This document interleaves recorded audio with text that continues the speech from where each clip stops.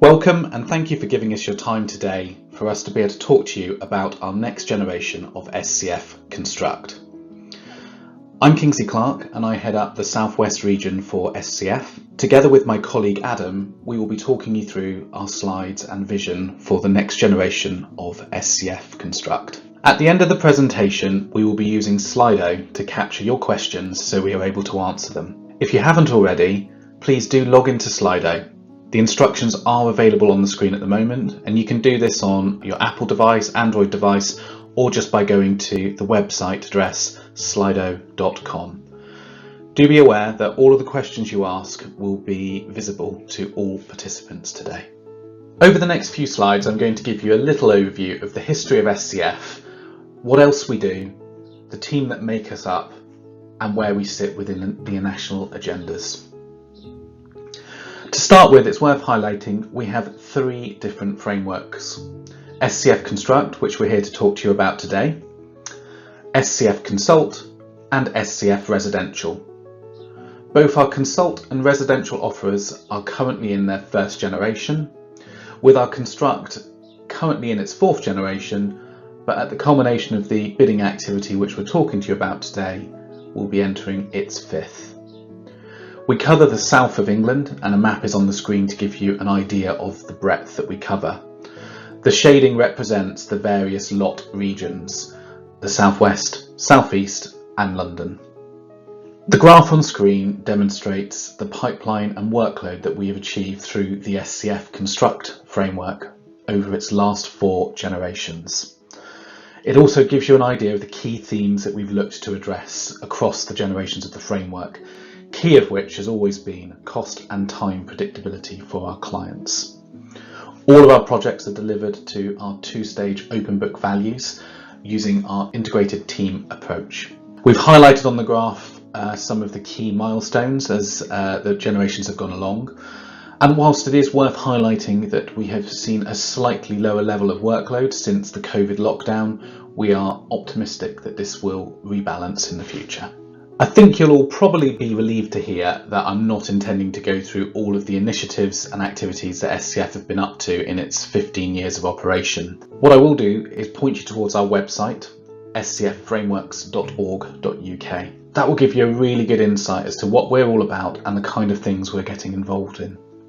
On the website, there are a lot of documents, but I would particularly like to signpost you towards our net zero carbon guidance document, which was produced with our existing contractors in order to give clients a better insight as to how to achieve net carbon zero. Also our responses to the gold standard and also the statement of compliance with the construction playbook.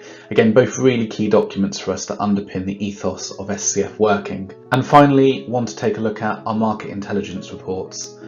These have been published in their current format since the beginning of 2021 and have been really popular with our clients. We put these together with the help and support of our supply chain and our main contractors, and for us this is a key document going forwards, and if you're successful in securing a place on SCF, it will be something that we expect you to assist us with in the future. I'm now going to introduce you to the team that make SCF a success.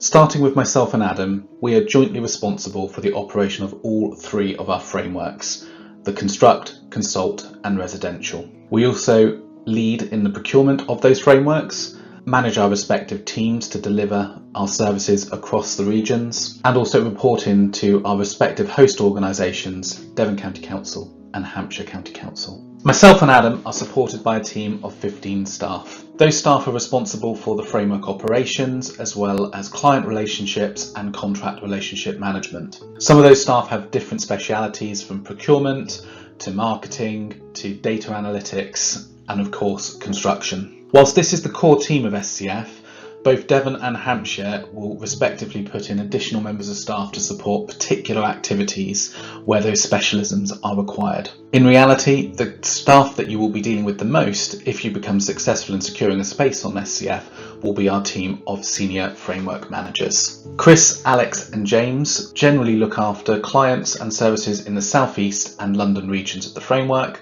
and Emma and Matt the southwest.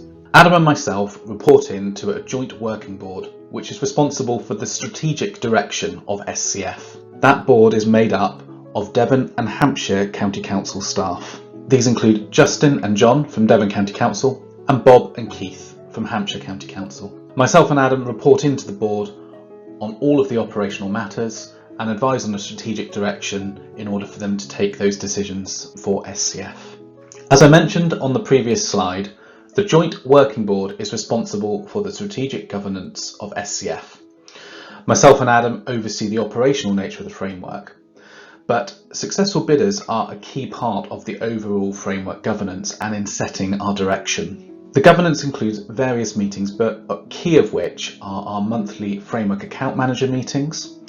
These effectively are an opportunity for all of the framework manager representatives to meet with the senior framework managers and myself and Adam in order to ensure that the framework is performing to everyone's expectations, and also to make sure that we set new goals or direction of travel. We also have quarterly SCF group meetings for our special interest projects, more of which will be talked about later. We have director one-to-one meetings which occur between Keith and John, and also your framework account directors. Those meetings are really to monitor the performance at an individual contractor level and also to discuss strategic matters where necessary. We also have a process which Adam will outline later that requires monthly data submissions via M2I, the system that we use for all data recording. SCF are also a proud member of the National Association of Construction Frameworks. This brings together like-minded frameworks across the country in order to provide national coverage and a voice for local government at a national level. The following video will explain a bit more about the NACF.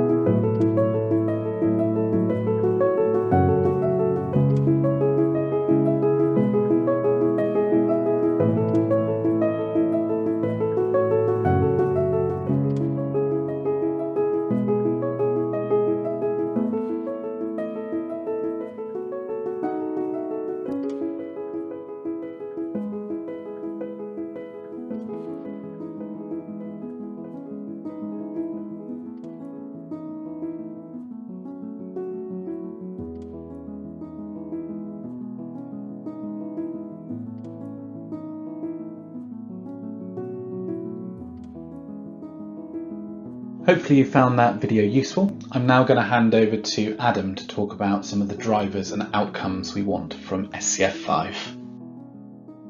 Hi, Adam Sanford here, Operations Lead for SCF in the South Eastern London. Next I'm going to take you through the drivers and outcomes section. SCF and its host authorities have been at the forefront of public sector project delivery for over 16 years, and we know that two-stage open book delivers the right outcomes and high levels of cost and time predictability, which is vital. Our mantra is that the budget cannot be wrong. The public sector must be able to accurately plan and budget for delivery of public services, and the built estate is vital to achieving this. That's why we only offer two-stage project governance, although this can be tailored to suit the need of every project or client. The SCF integrated team approach is a collaborative process that minimises potential for disputes, budgetary or programme related challenges, assures robust risk management and whole life cost assessments through early supply chain engagement, ensuring that the expertise is brought in early enough to positively influence the design, maximise value for money, safety of approach, and ensure fair ethical treatment of the supply chain and workforce delivering our projects. At SCF, we're firm believers in the value toolkit approach, which means setting specific outcomes at the earliest possible stage of a project and outlining the strategic drivers that identify their need. The construction industry has a history of reflection spanning over 90 years, and we aim to respond to its evolving needs on a real-time basis. For example, to the Government Industrial Strategy, Construction Playbook, and Professor Mosey's Constructing the Gold Standard Review. It's never been more challenging for clients to keep up with the ever-changing requirements of the public sector. That's why we facilitate continuous improvement groups to incorporate the latest evolutions of policy, for example, procurement policy notices or legislation such as the Emerging Building Act. By working together as a community with our suppliers, it's possible for us to present a coherent route to compliance for our diverse client base without undue resource pressure on the clients or their consultant teams. The stated outcomes for SCF are positive for all stakeholders. The best results can be achieved by cultivating lasting and positive relationships with suppliers. Managed frameworks like SCF can achieve more than any one client could by working as a collective to drive value and efficiency through robust processes. It's vital that SCF delivers for all projects, regardless of sector, project type or location. All suppliers should be highly engaged and able to operate across the entire geography and value range of the framework. By working together to drive continuous improvement and innovation, we'll be more resilient and maximise the value for money on offer, driving social legacy and environmental benefits for our clients and the communities that access their public services. Thank you, Adam. We're now going to talk to you about the roles and responsibilities of both yourselves as potential framework partners and us as the framework managers. I'm going to start by talking about our expectations of future framework partners. Adam will follow up by talking about the commitments we were making to you. SCF is a fully managed framework. That means that we have certain obligations that we place on our framework partners and on ourselves in order to deliver the best possible service to our clients. I'm now going to go through the expectations that we as SCF have on yourselves as potential framework partners.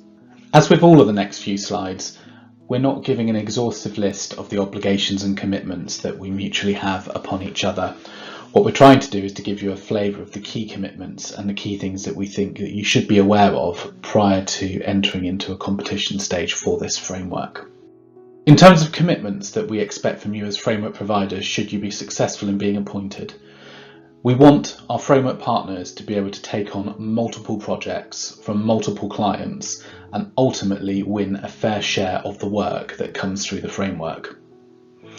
We expect you to support the whole geography to which you are appointed.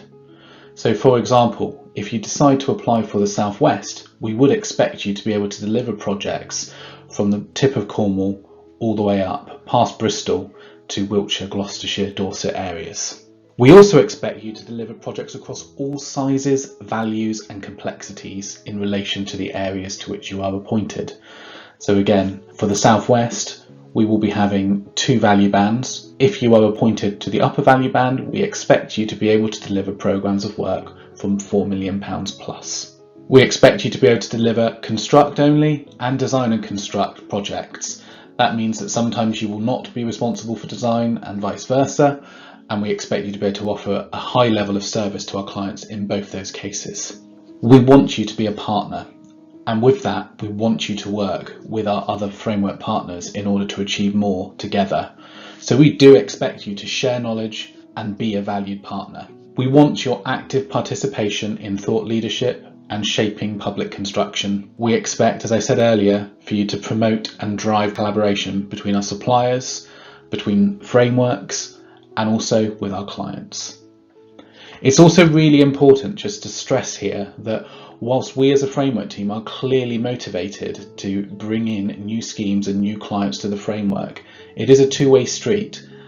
You will all collectively have a very broad and vast BD network, and we expect that you will use that to our collective advantage to secure projects for SCF. This slide illustrates the 5 key public-facing framework charters that all of our framework partners must sign up to as part of being a member of SCF. You can find far more detail on these and the full details of the charters on our website, but they effectively reflect the 5 pillars that we think are important for all of our projects. This is around being fair, treating our supply chain fairly and ensuring they are paid appropriately, leaving a legacy behind to the communities which we work within. Of course, we expect you to be safe in the way you work. That includes both physically and mentally. We expect you to be sustainable and to help our clients to become sustainable. And we expect you to offer an aftercare service to ensure that the buildings that we construct work as they are intended.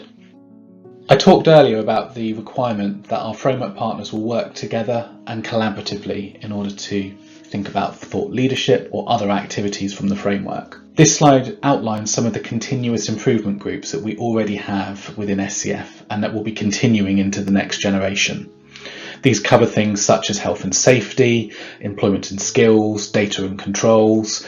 More recently, we've added in a carbon working group and one that looks at our supply chain. We expect you as framework partners to put forward appropriate delegates to those groups to help us lead those groups and then evolve together as partners. All of the groups respond to various strategic drivers that Adam will talk about a little bit later. It's also worth saying that these groups are quite fluid. They will be added to, they will be amended to as the framework continues, and we'll talk about that at our monthly framework account manager meetings.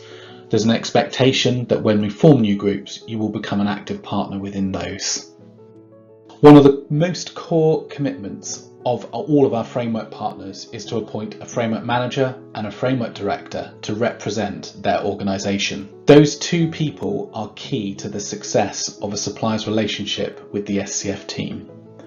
In the ITT, we will outline a full list of duties and responsibilities of those individuals, but on this slide we pick out some of the really key ones to us. In respect of a framework manager, we expect that individual to have operational accountability, and that goes down to project level and does include commercials. We expect to be able to speak to a framework account manager and to resolve complex issues in relation to specific projects as required. We want that individual to have the authority to speak for their organisation at an operational level. We expect them to be able to coordinate all of the activities that they are doing across all SCF jobs and working groups. And as such, we expect them to be appropriately resourced to deliver the performance and data process requirements that we have across the framework. New to this generation of framework, we also expect that individual to be exclusive to SCF. It doesn't mean they can't have other duties within the business, but we do expect them not to be supporting other framework operators. In respect of the framework director, we would like them to be authorised to make strategic decisions for their organisations, and that will include needing to have influence at board level within their organisation. As a senior construction figure, we expect them to be able to contribute to our thought leadership and to actively contribute towards the development of the framework. Ultimately, together with the framework management team, myself, Adam, the joint working board, we want them to be accountable for the success of SCF along with their peers. And for both of these, it goes without saying that we expect the individuals to work in collaboration with all of the suppliers across SCF to the benefit of all of us. Thanks, Kingsley. Framework costs and what you can expect from us. The SCF is an actively managed framework, and by far our largest cost is our staff. This enables us to support clients, suppliers and projects in an end-to-end service. Each supplier on the framework will be expected to pay an annual fee of £25,000 per lot or £5,000 on the smaller lot in the southwest. A project levy of 0.25% is to be included within your tendered rates and charged to projects. The levy will be collected in stage payments at supplier selection and then annually until works commence on site and at completion. The payments are related to the project cost and allow us to continue supporting projects past the initial procurement stage to ensure the best possible performance. SCF is a gold standard managed framework, and we want to ensure we provide the best value to our suppliers as well as our clients. That's why we can promise the following to support your businesses in delivering framework projects and the highest possible performance and industry best practice. We will work actively to promote the framework and endeavour to secure projects and retain clients. We'll act as a trusted advisor to our client and supplier base, regardless of whether they have live projects with the framework. Part of our values mean that we will always endeavour to secure the best outcomes for our clients and suppliers, even if that isn't related to an SCF project. We will proactively engage public sector organisations to champion the two-stage open book approach. We'll collect and compile data to enable clients to make the right choices early enough in their projects to positively influence the outcomes. We will facilitate and proactively drive our quality assurance process, providing framework alliance leadership and ensuring the latest in best practice is integrated into the framework for the benefit of all. Thank you, Adam. I'm now going to give you a brief overview of the Southwest lots that are part of this next generation of framework procurement. I'm going to start by giving a very quick overview of a few key projects that we've had over the last 5 years. To start with, in the top left, the box down in Plymouth. This was a complicated refurbishment of an existing museum that was delivered in the heart of the city centre. Moving across to the top right, the UK Hydrographics Office in Taunton, amazing office building for central government services. The bottom left is the Ada Lovelace building at Exeter Science Park. This is, whilst a lowish value scheme for the framework at around £4 million, it was a really well put together facility that really did delight the client. And on the bottom right, Arts University Bournemouth's residential student accommodation. I include these ones just for no particular reason, just to give you a breadth of the kind of client type that we work for and the types of facilities that we have constructed in the Southwest. This next slide gives you a little bit of an indication of where we have carried out work in the Southwest over the last 2 generations. So from the beginning of SCF3 to this current generation SCF4. So this spans around 7 years and gives you an idea of the geographical nature and split of work across the Southwest. Clearly there are some areas where we do have a centre of work, Bristol, Exeter and the like. But as you can see, we do have work that covers the full geography of the framework. And this next slide is to give you a little bit of an overview of the values and numbers of projects that we've had and the split of those across the framework. So again, this is looking at SCF 3 and 4, so roughly the last 7 years. You can see a lot of our work is made up from civic and community and further and higher education in the Southwest. And also you can see a table with the values. So by value, higher education, so the university market has been probably our most successful type of work that we've had. Then followed by housing and supported housing, so things like that Arts University Bournemouth scheme that I spoke about earlier. We do have some emerging trends, and particularly in sports and leisure, the Passive House, world's first Passive House pool since it was Point in Exeter, makes up a big bulk of that money, and we are starting to see increasing number of inquiries of sports and leisure as a result. In this next slide, we overview an upper and lower value band for the Southwest region. It's worth saying that this is new to this generation of the framework. Historically, the Southwest has operated from schemes of 2 million plus. In future, we will be operating from 1 million plus, but we will split the value into 2 separate lots. There will be some overlap, so the lower value lot will work up to 5 million, with the upper value kicking in at 4, and that will allow for some client choice regarding the type of framework approach they want to take with us. For the lower value, we will split the geography of the Southwest in 2. This is still to be determined exactly how that split will happen, but it's likely to centre around Bristol and which one of the regions that falls into. And we will be looking for 6 suppliers in each of those areas. There will be a reduced set of data requirements for those schemes that are delivered at that lower value lot. The upper value will continue as the current generation of SCF does, from 4 million plus, 10 suppliers covering the rest of the Southwest geography. The main reason for the lower value is to ensure we remain competitive in that value band. It's also worth highlighting that the reason that we have this in the Southwest and not in the Southeast and London is primarily because there are other domestic arrangements within the Southeast and London to pick up those lower values of work. Within the Southwest, there are lesser so of those types of arrangements. Devon County Council also operates something called the Standing List of Approved Contractors, which some of you may or may not be part of.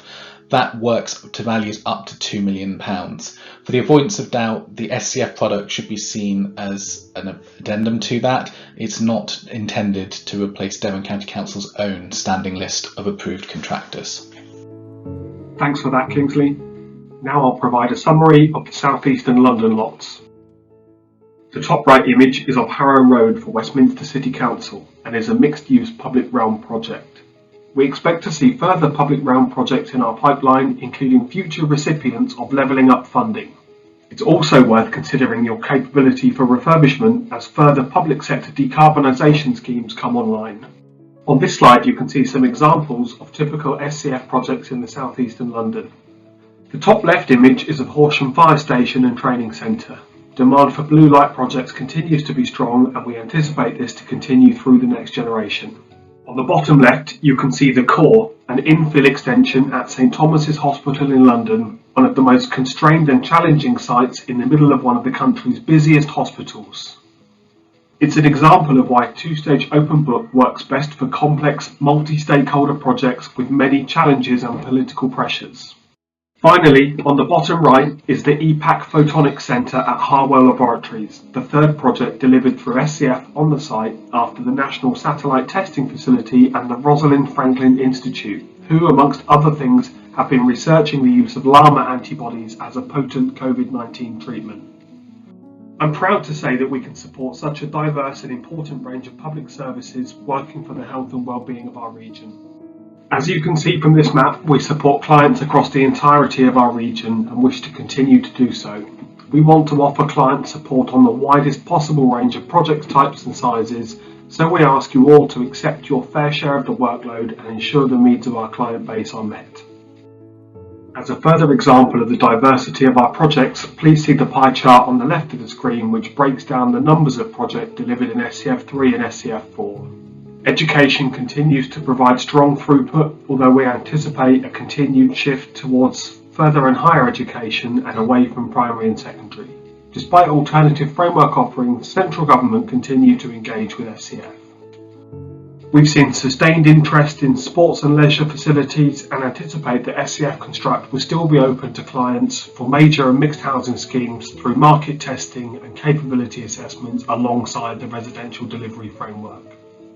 In addition to the number of projects, you can see a summary total of spend per sector on the right of the page. The arrangement of the South Eastern London lots is expected to remain largely unchanged, with separate lots and commercial rates and 8 suppliers per lot. Thank you, Adam. I'm now going to talk about the call-off processes that will be there for the mini competition and direct award parts of the next generation of SCF. The hallmark mini competition process of SCF has been largely unchanged for quite a number of years. This is a short, quick mini competition part 1. Generally this is to a standard format and allows the client and SCF to agree a short list of contractors, typically 3. We then proceed to a mini competition which can take anywhere from 2 weeks upwards depending on the complexity, where the client will ultimately pick a framework partner to work with. That process is supported by a dedicated member of the SCF team throughout. In this next generation of the framework, we are recognising the demands and needs to introduce a direct award process, and I'll outline that next. As I said, this next generation of SCF will have a direct award process. We are still finalising some of the details, but what I can do is confirm some of the broad principles. It's worth starting off by saying that from an SCF perspective, mini competition will be the default route that we recommend to our clients. We will clearly recognise the need for direct awards, however, and on occasion we will understand that contractors will bring schemes to us specifically for a direct award, which is absolutely fine, and our processes will ensure that is possible. We will expect direct awards to be at the framework capped rates that you bid. We'll talk about the commercials a bit later, unless it is otherwise agreed between both parties. We can see examples where perhaps you are already working with a client and have agreed rates on that scheme where the client might want you to maintain those rates. Those would be the kind of examples where we could see some diversion from the not to exceed caps. For the avoidance of doubt, the process will be designed so any contractor appointed to the applicable lot will be able to take advantage of a direct award. It won't just be available to the first place and won't be based on a cascade arrangement. The integrity of the SCF brand as a safe procurement route is absolutely key to our success. The reason that we're not here today telling you the exact model is we are taking detailed legal advice to make sure whatever we do stays on the right side of all of the regulations and doesn't compromise our brand in any way. As a result of that, we're likely to have a requirement for a minimum of a 6-week PCSA period for any and all direct awards. Again, we are continuing to look at that and we will advise further in the ITT. The overall expectation will be that a client needs to satisfy themselves that they can demonstrate a direct award is their most economically advantageous route to market prior to commencing a direct award appointment. Clearly, the SCF team will support this, and clearly you as a framework partner would be keen to support prospective clients in making those judgments. But we do need to make it clear that there will be that expectation that a client can demonstrate that. Thanks, Kingsley. In this section, I'll outline our digital systems and our expectations for data management. SCF is a data-driven framework and as such has mandatory requirements for collecting KPIs, cost and time predictability data and client feedback. We use tailored systems for supplier relationship and supply chain management to drive efficiency of process and unrivaled framework oversight and transparency to clients.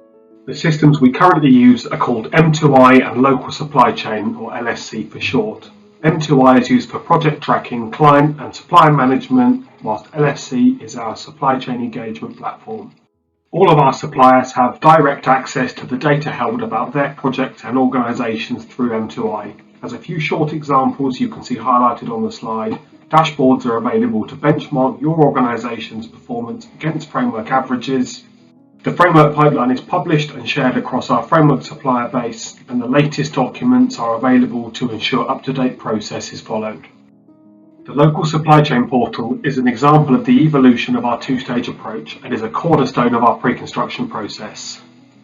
In summary, the project is advertised as pipeline once the mini-competition Part 1 is issued on our Intent portal and is available for the wider supply chain to see and register interest for, ensuring high levels of engagement.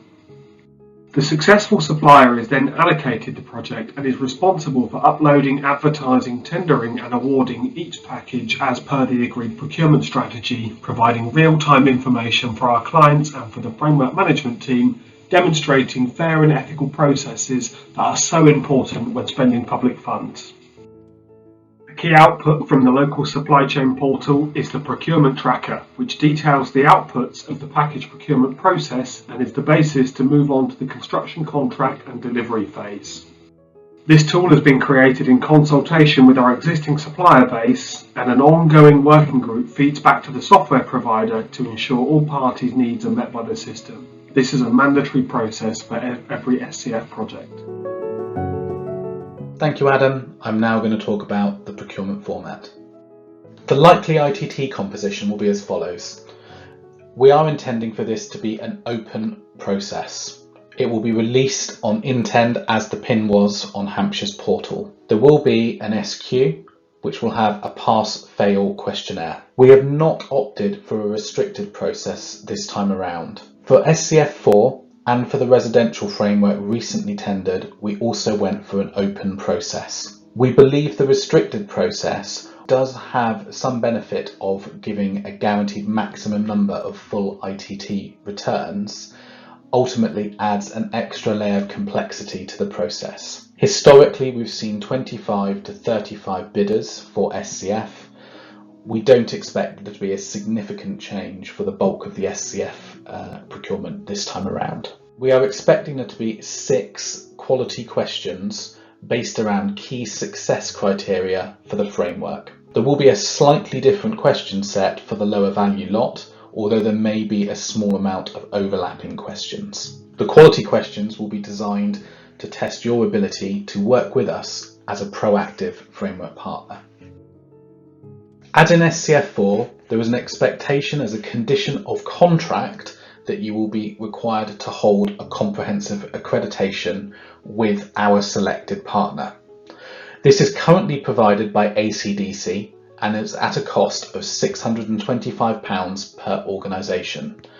However, this is currently undergoing a re-procurement process. We're not expecting there to be a significant change to the requirements and cost, and there may or may not be a change to the provider delivering our comprehensive accreditation. Can I absolutely stress though that the accreditation is a condition of framework contract and you are not required to hold it as a condition of tender. Typically we would be expecting an Experian credit score of a minimum of 45 to pass the accreditation process. That's currently with Experian, but again that is related to the procurement that's ongoing, so it might change to a different credit reference agency, but the bar for minimum standard will be commensurate.